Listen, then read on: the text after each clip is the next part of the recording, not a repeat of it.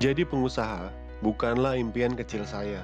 Sejak kecil, saya bermimpi menjadi seorang karyawan sukses. Hai, selamat datang di channel YouTube Ngeteh. Kali ini, saya ingin menceritakan 3 hal yang berkesan dari kisah inspiratif Yasa Singgi, seorang CEO dan founder dari Men's Republic. Tapi sebelumnya, bagi kamu yang baru saja melihat video ini, kamu boleh klik tombol subscribe dan klik tombol loncengnya untuk mendukung kami terus bertumbuh dan update video-video inspiratif dan positif.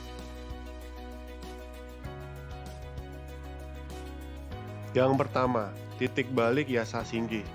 Yasa seorang CEO dan founder dari Men's Fabric, memulai karir bisnisnya sejak umur 15 tahun. Dan di umur 20 tahun oleh Forbes menjadi salah satu dari 30 orang Asia yang menginspirasi dunia dengan usia di bawah 30 tahun. Yasa lahir di Bekasi pada tanggal 23 April 1995. Yasa adalah anak dari orang tua yang merupakan karyawan kantoran dan ayahnya sendiri adalah seorang pengrajin perusahaan sepatu. Yasa terlahir sebagai anak bungsu dari 3 bersaudara.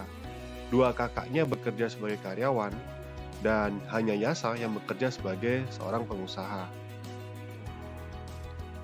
Ayah Yasa adalah seorang yang sangat mengedepankan pendidikan bagi anak-anaknya dibanding segalanya. Hal ini terlihat dari cerita Yasa ketika dia masih berusia 15 tahun. Ayah Yasa jatuh sakit dan harus segera dibawa ke rumah sakit. Setelah dilakukan pemeriksaan intensif, diketahui ayah Yasa mengalami penyumbatan jantung dan harus melakukan operasi pasang ring. Dan biaya yang dibutuhkan sangat mahal. Dengan kondisi keuangan keluarga yang terbatas, ayah Yasa berpesan, jika sakitnya terus berlanjut, dia meminta untuk tidak melanjutkan operasinya, dan uangnya disimpan untuk biaya pendidikan Yasa dan kedua saudaranya sampai dengan perguruan tinggi. Saat itu merupakan titik balik kehidupan dari Yasa. Dengan kondisi ayahnya yang sedang sakit, Yasa bertekad bahwa dia tidak akan merepotkan keluarganya lagi. Yasa meminta kepada orang tuanya untuk tidak perlu memberikan uang jajan semenjak dia masuk kelas 1 SMA. Dan sejak itu pula, orang tua Yasa berhenti memberikan uang jajan dan hanya membiayai uang sekolah Yasa. Yasa juga bertekad akan membiayai seluruh pengeluaran hidupnya termasuk ke perguruan tinggi dari usaha yang bisa dia kerjakan. Yang kedua, perjalanan bisnis Yasa. Usia 15 tahun, Yasa memulai karirnya sebagai MC di acara ulang tahun dan acara seremonial teman-temannya. Saat itu Yasa bisa mendapatkan sekitar 350.000 per acara. Beranjak dewasa, ketika masuk SMA, dia semakin tertarik dengan dunia bisnis.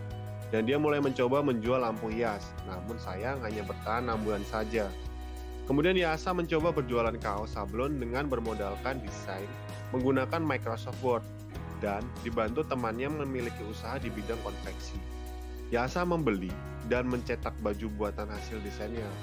Namun, karena desain Yasa yang hanya menggunakan Microsoft, dari 24 kaos yang dia jual, hanya 2 buah yang dibeli pelanggan, dan salah satunya dibeli oleh ibunya sendiri.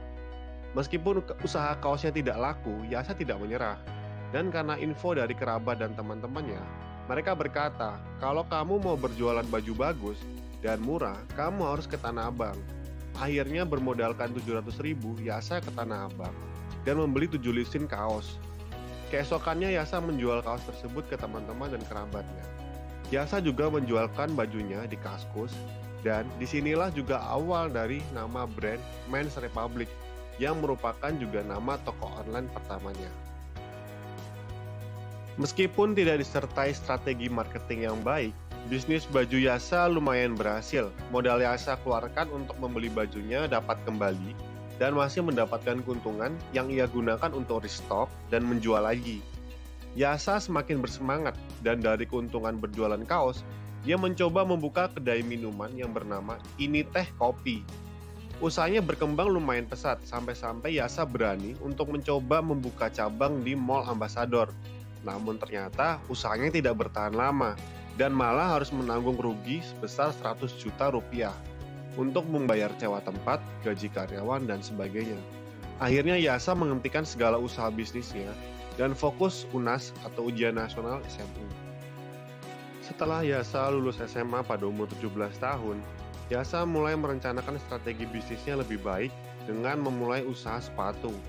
Alasan dia memilih bisnis sepatu karena ayahnya sendiri adalah mantan karyawan perusahaan sepatu dengan pengalaman puluhan tahun di bisnis sepatu. Hal ini membuat Yasa yakin bahwa ayahnya adalah mentor terbaik di usahanya. Dan benar, berkat pengalaman dan relasi ayah Yasa, akhirnya ia mendapatkan pinjaman 7 lusin sepasang sepatu dari salah satu vendor usaha di Bandung. Ternyata usaha sepatu Yasa cukup berkembang, hingga mampu menjual 500 pasang sepatu per bulannya. Dan Yasa mulai membuat sendiri sepatunya, hingga akhirnya Yasa memperoleh omset ratusan juta rupiah per bulan. Bisnis Yasa berkembang dari hanya menjual sepatu hingga menjual aksesoris pria seperti tas, ikat pinggang, celana, bahkan saat ini juga mulai menjual sepatu dan aksesoris wanita. Berkat kesuksesan bisnisnya, Yasa berhasil membiayai seluruh studi S1 dan S2-nya di Universitas Binus. Namun selama kuliah, Yasa mengalami kesulitan membagi waktunya antara bisnis dan perkuliahannya, sehingga akhirnya dia merekrut teman kampusnya untuk membantu dia untuk mengelola bisnis dan juga tetap menjaga bisnisnya berkembang serta studinya tetap selesai. Yang ketiga, pelajaran hidup dari Yasa Singgih. Sejak kecil Yasa sebenarnya tidak memiliki cita-cita menjadi pengusaha. Saat SD, Yasa pernah ditanya gurunya tentang cita-citanya, dan dia menjawab bahwa cita-citanya adalah menjadi pegawai kantor yang sukses.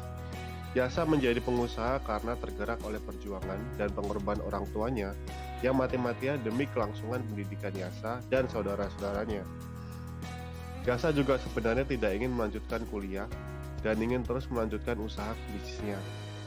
Namun dalam perjalanan bisnisnya, Yasa sadar bahwa jika ia ingin membesarkan usahanya, banyak hal yang ternyata dia tidak tahu dan pengalaman gagal di usaha sebelumnya menyebabkan Yasa menyadari bahwa pengetahuan mampu membantu dia mengembangkan bisnis dan akhirnya dia mengambil kuliah S1 dan S2-nya. Dan di S2-nya, Yasa sengaja mengambil kelas eksekutif supaya dapat mengenal dan memiliki relasi dengan orang-orang yang lebih berpengalaman dan lebih sukses daripada Yasa. Selama kuliah S1 dan S2, Yasa juga terbilang salah satu anak berprestasi, di mana dia beberapa kali menangkan kejuaraan Business Development tingkat mahasiswa kreatif, meraih gelar Marketeers Youth of the Year pada tahun 2016 oleh Mark Plus, dan masuk sebagai top 30 under 30 Asia 2017 oleh Forbes.